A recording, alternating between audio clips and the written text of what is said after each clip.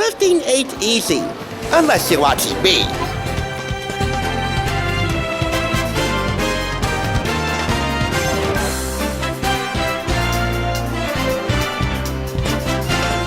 Welcome to our weekend show. You're watching the Thrift Store Rundown, where we bring Hollywood home on a budget. Is it just me, or is every couple in my neck of the concrete jungle I live in getting hitched in a hurry? My mother works at a multi-service agency in Passaic, and she's been seeing an influx of couples coming to her office to get married before trouble comes knocking. Now, you can try and put all the blame on President-elect Trump when he takes office again come Monday. Hey, Trump sucks, but there's no getting around it. Or you can place the blame on angry in-laws who have placed targets on their backs. Whichever way the blame goes, there's no pomp and no pizzazz when couples get married in a pinch. You might as well just glue the marriage certificate onto a fridge door with wallpaper paste. Dull and completely unmemorable. Around here, I am nothing if not a big proponent of nostalgia. So I thought it was high time to once again revisit the types of weddings that not only you care about, but that People magazine cares about.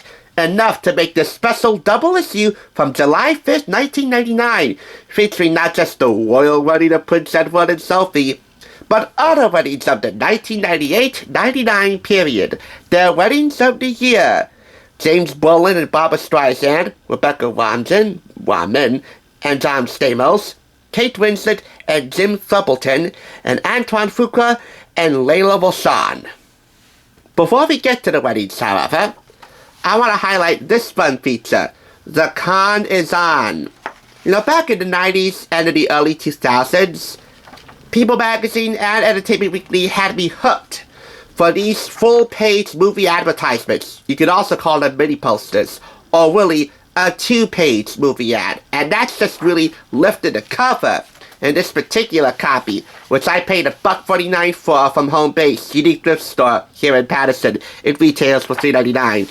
But the con is on when Steve Martin, loser faker, teams up with Eddie Murphy, the troublemaker, in the Universal Pictures summer flick Bowfinger, rated PG-13. You see?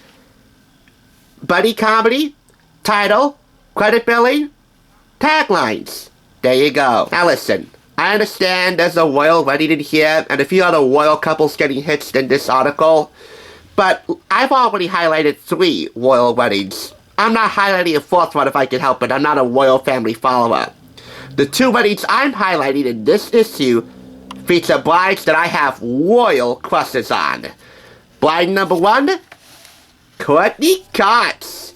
Even if the bridal chorus didn't sing Deja Vu, the Kingdom Come on account of this photo, enlarged here but smaller in its previous appearance, on this channel at least, in the I Do People magazine book, this still got me hook, line, and sinker. You know how I feel about Courteney Cox.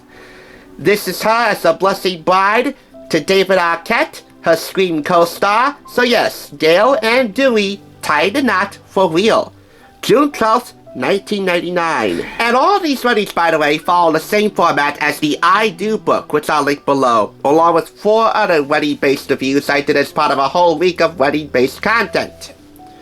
They give you the date when each wedding happened, what the bride and groom wore, how many people were in attendance at what venue, and even a little bit of the reception, plus anecdotes from guests in attendance. And I just gotta say it now, Courteney Cox. Such a blushing, beautiful, brilliant bride. Anyway, she shares the spotlight with bride number 2, who recently had a death in the extended family. We'll get to that later, but bride number 2, Punky Brewster, Soleil Moon Frye.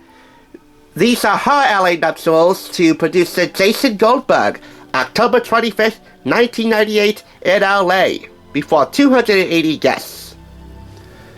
And the reason why I said that she went through an extended death in the family, well, the creator and executive producer of Punky Brewster, David Duclan, recently passed away Wednesday morning at the age of 74 after a long illness. Not only did he bring Punky Brewster to life and also bring to the small screen one of the 2 great loves of my life, David Duclan was also responsible For Family Matters, he was at the helm of that show, and On Our Own, and a few other shows, also mentoring a new generation of showrunners and TV writers.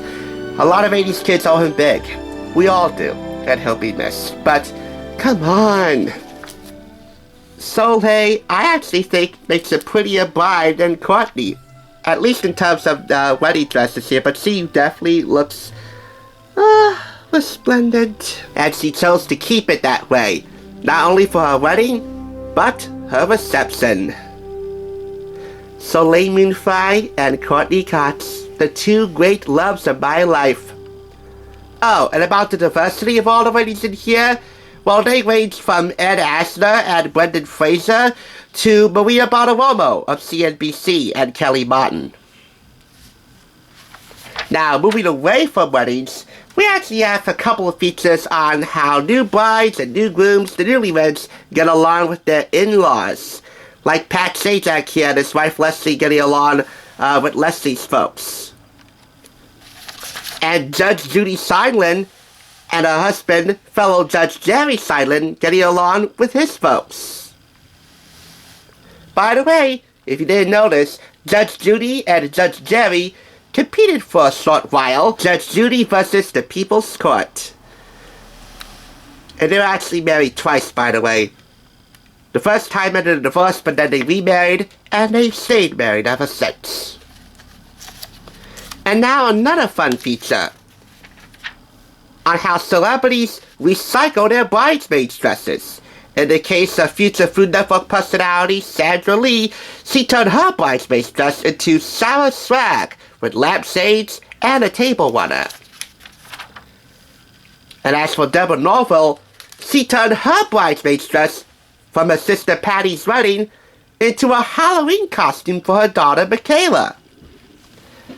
Reduce, reuse, recycle your old bridesmaid's dress. Pretty neat. So how did you recycle your bridesmaid's dress? Really, how did you recycle your wedding dress if you did? Like take a cue from Troyan Belisario? You think I forgot about her? Spencer Hastings, Pretty Liars. We'll never forget. Ever. Anyway, let's move on to another full-page movie ad here, this time for a pay-per-view movie, a TV movie on HBO. This is Christopher Walken in the film Vendetta, Corruption, Injustice, Murder. Welcome to the American Dream, Saturday, July 3rd at 9 p.m. on HBO. It's not TV, it's HBO.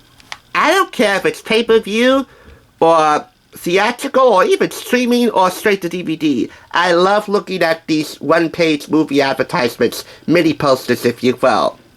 Title, main star, taglines, full credit billing, logos, the works. And the same can be said for You've Got Mail, the #1 romantic comedy of the year, now on pay-per-view with Tom Hanks and Meg Ryan. I'm sure many of you have seen You Got Mail, directed by the late Nora Ephron. Something in me wants to actually take a pair of scissors and hang this up on the wall, but since I haven't seen You've Got Mail, I'll just leave it as is. Oh, and by the way, you can see You've Got Mail on a different pay-per-view format. It's called streaming. Anyone ever heard of that? You probably streamed this on Max or whatever. Alright. Seeing nothing else to highlight here, I'm giving it 5 out of 5 claps. We get Courteney Cox and Soleil Moon Frye. Oh, I'm in heaven. Alright, you may kiss your bride, and for heaven's sakes, make it memorable. Don't make it an afterthought. Thanks for tuning in. Just so you know, there's no limit to bringing Hollywood home on a budget. Please go ahead and check out another awesome review like this one by clicking here, and make sure you subscribe by clicking here. Until next time, I'll catch you, as I always do, on the thrift side.